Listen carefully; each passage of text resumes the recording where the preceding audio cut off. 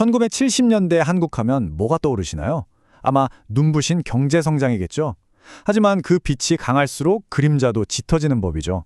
오늘 이야기할 조세희 작가의 소설 난장이가 쏘아올린 작은 공이 바로 그 그림자에 대한 이야기입니다.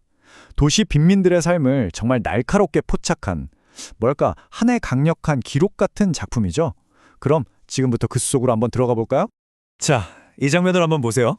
집은 허름한 판잣집인데 꿈은 저 멀리 달나라래요. 정말 아이러니하지 않나요?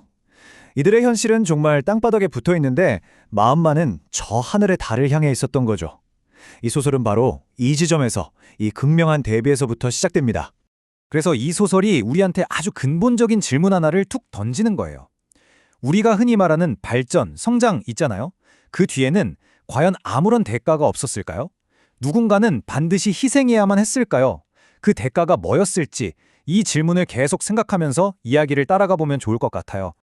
자, 그럼 이제 이야기의 중심으로 한번 들어가 보죠. 정말 말 그대로 벼랑 끝에 서 있는 한 가족을 만나볼 텐데요. 이 소설은 난장이로 불리는 아버지, 그리고 그의 아내와 세 아이, 이 가족을 통해서 당시 소외됐던 도시 빈민 전체의 삶을 상징적으로 보여주고 있어요. 이 가족의 처한 현실이 어떤지 한번 볼까요? 먼저 아버지가 있어요. 세상은 그를 난장이라고 부르면서 무시하지만 사실 5식구를 먹여 살리는 정말 성실한 가장이거든요. 그리고 그런 아버지를 믿고 어머니랑 영수, 영호, 영희, 3남매가 하루하루 진짜 힘들게 버텨내고 있죠. 그런데 이들이 유일하게 발 뻗고 잘 수 있는 곳, 서울의 한 판자촌 오두막집마저 철거개고장 한 장으로 사라질 위기에 처합니다. 모든 게 무너질 수 있는 상황에서 이 가족을 지탱해주는 건 결국 서로를 붙잡는 끈끈한 가족의 정, 그거 하나뿐이었어요. 자, 그럼 시야를 좀 넓혀볼까요? 이 가족을 짓누르던 그 시대, 그 거대한 배경은 어땠을까요? 바로 1970년대 대한민국, 우리가 한강의 기적이라고 부르는 바로 그 시대의 뒷모습입니다. 여기 이 두 사진을 좀 보세요. 이게 당시 상황을 정말 극명하게 보여주는데요. 한쪽에선 막 연기를 뿜어내는 공장 굴뚝들이 보이죠? 이게 바로 국가 발전의 상징이었어요. 그런데 다른 한쪽을 보면 그 발전에서 완전히 밀려난 사람들이 모여 사는 비좁고 팍팍한 현실이 그대로 보입니다. 그러니까 성장의 빛이 밝으면 밝을수록 그 뒤에 드리워진 그림자는 더 어두울 수밖에 없었던 거죠. 이게 참 하나의 이야기를 두고 두 개의 얼굴이 있었던 셈이에요. 정부는 뭐라고 했냐면 성장해야 한다. 도시를 아름답게 만들어야 한다. 이게 다 국가 발전이다 라고 했죠. 하지만 그 동네에 살던 사람들한테는 어땠을까요? 그들의 현실은 그냥 강제철거, 소외, 그리고 점점 더 깊어지는 가난. 바로 그거였습니다. 정말 똑같은 상황을 두고 이렇게 다른 이야기가 펼쳐지고 있었던 거예요. 자, 그럼 다시 가족의 이야기로 돌아와 볼게요. 이렇게 거대한 사회의 흐름이 한 개인 그리고 한 가정을 어떻게 무너뜨리는지 그 추락의 과정을 한번 따라가 보겠습니다. 이 모든 이야기의 중심에는 바로 아버지가 있습니다. 가족들한테는 이 아버지가 세상에서 제일 큰 거인이나 마찬가지였을 거예요. 하지만 사회는 어땠죠? 그를 그냥 하찮은 난쟁이로 취급했어요.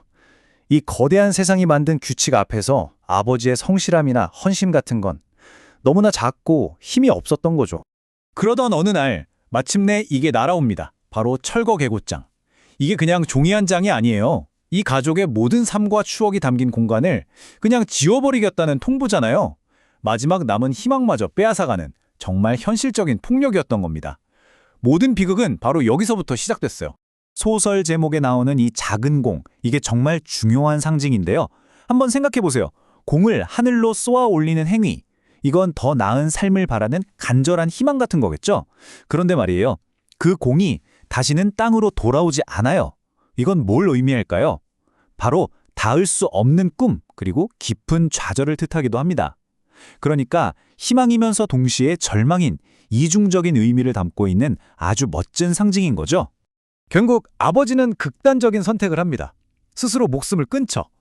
하지만 이 소설이 정말 대단한 건 이 죽음을 그냥 한 개인의 나약함이나 실패로 보지 않는다는 점이에요. 핵심은 바로 이겁니다. 이건 한 사람이 죽은 게 아니라 거대한 구조적인 폭력 앞에서 한 인간의 존엄성이 완전히 무너져 내리는 과정을 보여주는 정말 처절한 기록이라는 거죠. 이렇게나 가슴 아픈 이야기가 당시 한국 사회와 문학계에 얼마나 큰 파장을 일으켰을까요? 지금부터는 작가 조세희와 이 작품이 남긴 영향력에 대해 한번 이야기해 보겠습니다. 이 작품이 얼마나 빨리 퍼져나갔는지 보세요. 1978년에 책이 나왔는데 바로 다음 해에 권위 있는 독립문학상을 받아요.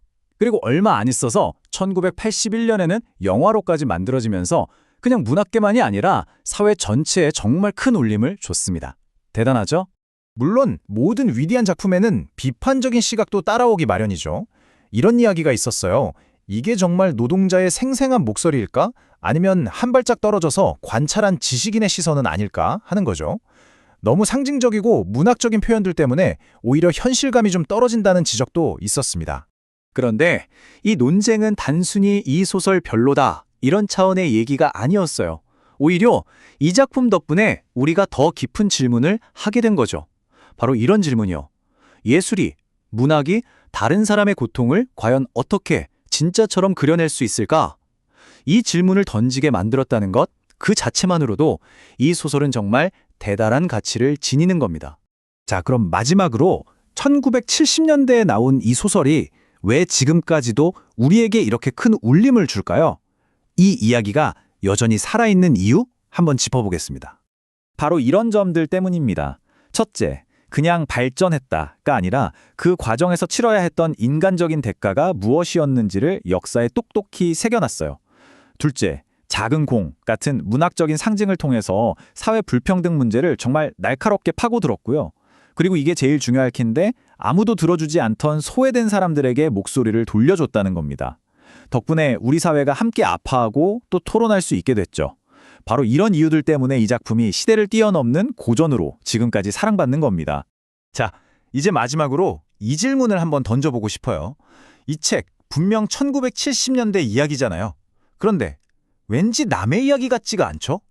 지금 우리가 살고 있는 이 시대에도 발전이라는 멋진 이름 뒤에서 누군가의 집이, 누군가의 삶이 지워지고 있지는 않을까요? 어쩌면 이 소설이 던진 질문은 아직 끝나지 않았을지도 모릅니다.